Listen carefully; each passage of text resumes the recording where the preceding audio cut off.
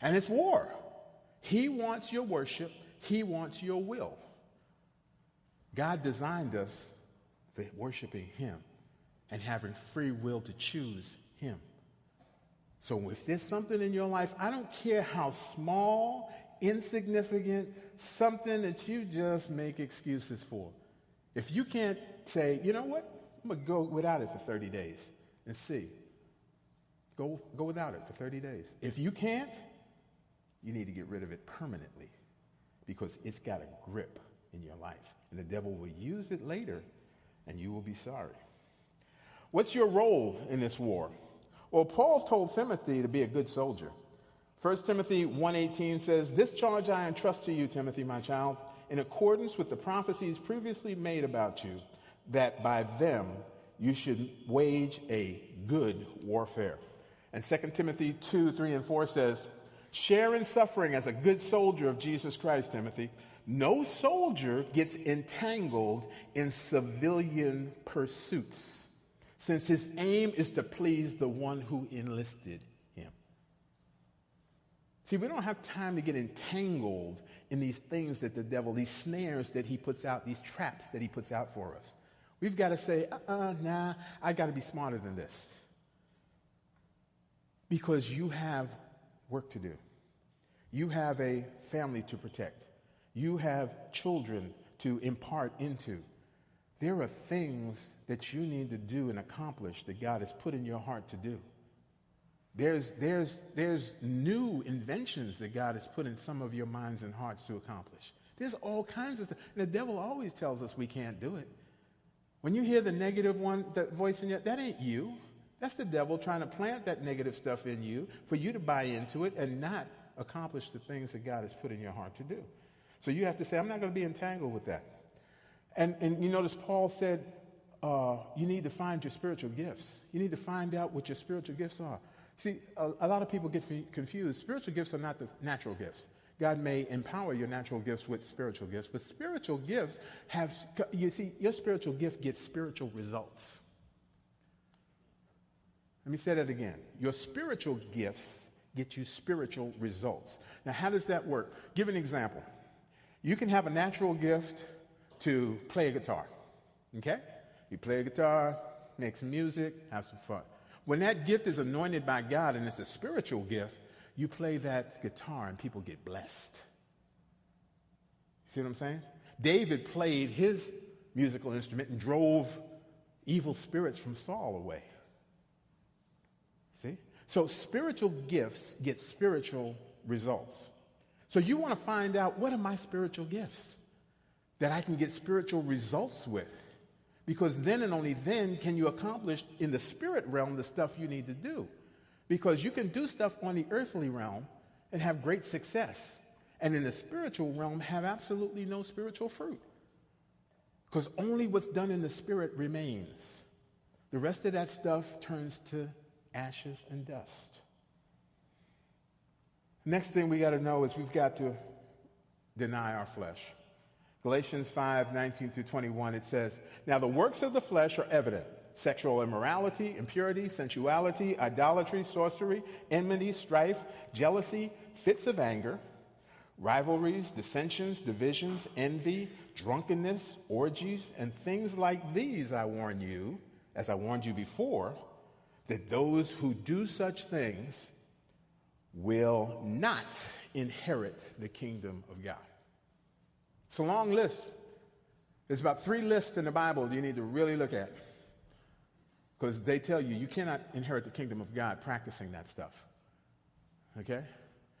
And so you must align yourself with God's kingdom principles, because he's not going to make special dispensation for you. I remember once I asked God, I want to make a deal when I first got saved. I came up to the altar and, let's make a deal, God. I'll give you this, you give me that, we can work this out. God told me without no uncertain terms, I don't make deals. I will not make wrong right. You have to give everything up and start all over again. I will not build on a rotten, stinking foundation. That's the way God is. So, if your life is not going the way you think it should, it's because you're out of alignment. I often tell people, God's provision, and God, this is where he wants you, and you're over here, guess what? He's not going to move his thing over here for you. He is going to be over here. He's going to woo you to realign yourself and get yourself where you need to be. And you know when you're in that sweet spot, because that's when your heart's desire is being fulfilled. That's when you're there and provision is there. Your walk with God is rich and deep, and you don't want, when you stray from that, you know that there's something missing and you want to get back. That's the sweet spot. And you don't want to be satisfied for anything less than that. Being here is not being here. You want to, that's your war. Because the devil does not want you to get there. He's going to come up with all kind of obstacles, distractions and stuff so that you never get here. Your objective is to get in that sweet spot with God, so that every day you get up singing songs and hymns and spiritual songs, making melody in your heart to the Lord, because that's when it's good. It doesn't mean you have all the money in the world. It don't mean that your wife's doing everything you tell her to do. Don't mean your kids are doing everything. But life is sweet because of your relationship with him.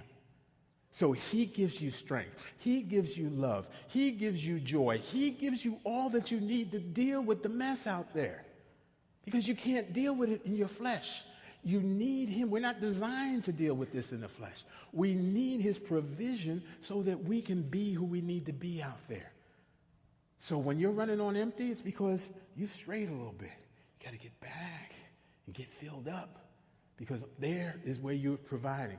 I've come to the conclusion my wife doesn't need my love. She needs God's love through me.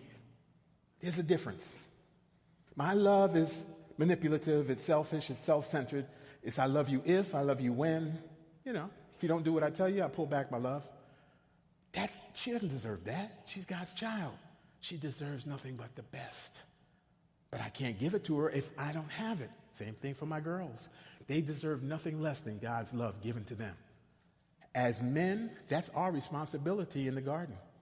Not only as protectors, but providing. And providing that image of Christ to them with his love is one of our biggest responsibilities.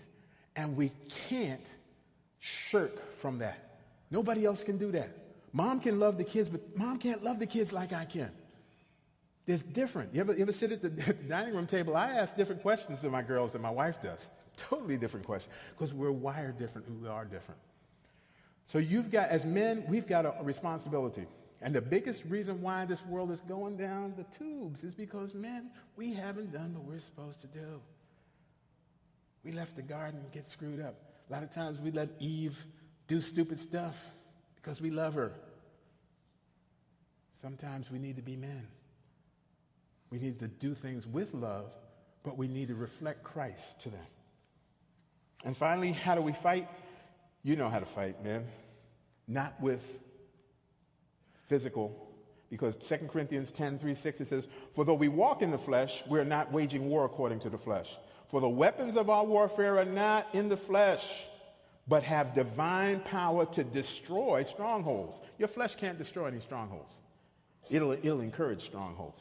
We destroy arguments and every lofty opinion raised up against the knowledge of God, and take every thought captive to obey Christ, being ready to punish every disobedience with obedience.